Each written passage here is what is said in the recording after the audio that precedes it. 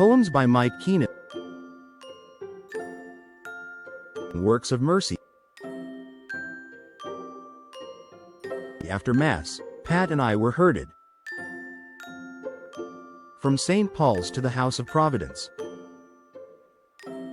where Sister Mildred waited. A wall of black serge and white linen, cornet jutting like wings,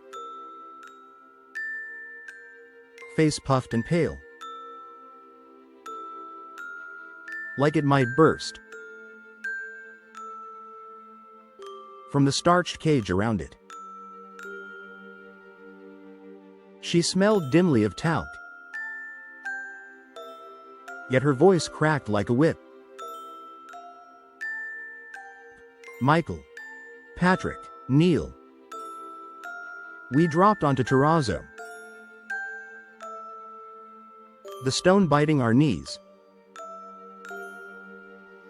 as she demanded, "Our Father, Hail Mary," as her rosary clinked at her side, a silver cross tapping her thigh. Jesus satisfied in her eyes. We marched on, her shoes clicking, sharp as metronomes, through dim corridors, rank with urine and bleach. Old women reached for us, skin stretched over bone, fingers crooked like hooks. Pat stiffened. I pressed against her skirt, hoping its folds might shield me. She did not flinch, did not soften. "Works of mercy," she intoned, as if we should know. But all I knew was the pull of those hands,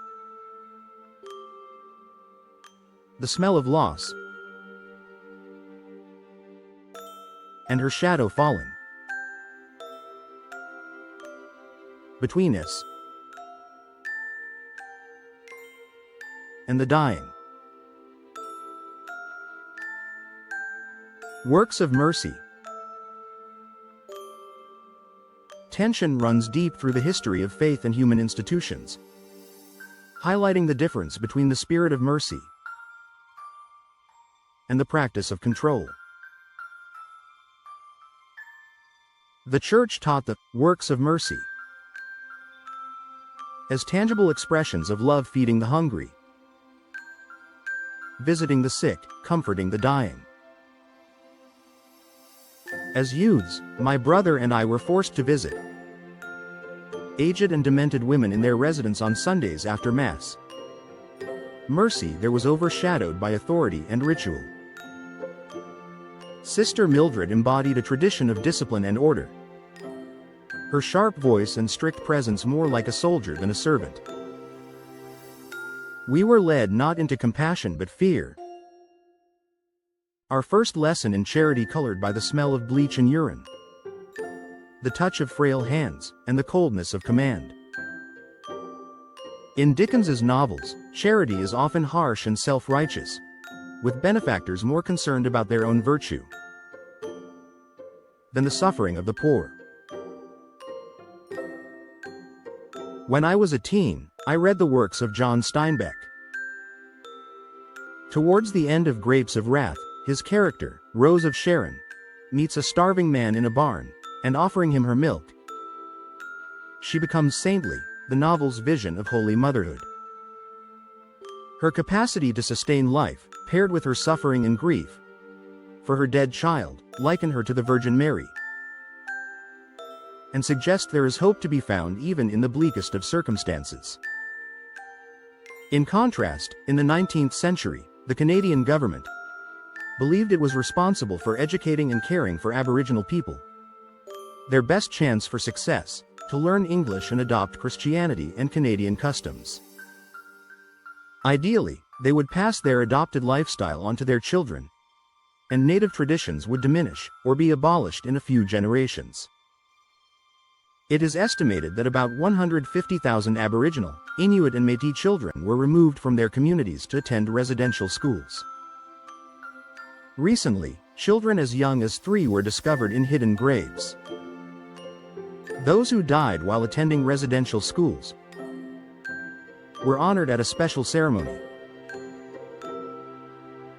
hosted by the National Centre for Truth and Reconciliation at the Canadian Museum of History in Gatineau, Quebec.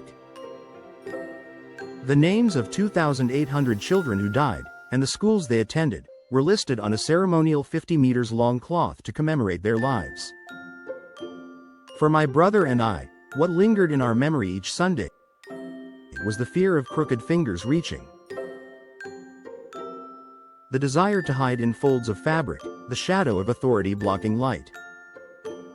Mercy, meant to be warm and liberating, became cold and frightening. It raised a question that history and culture return to again and again. Can true mercy survive when it is taught through power rather than presence?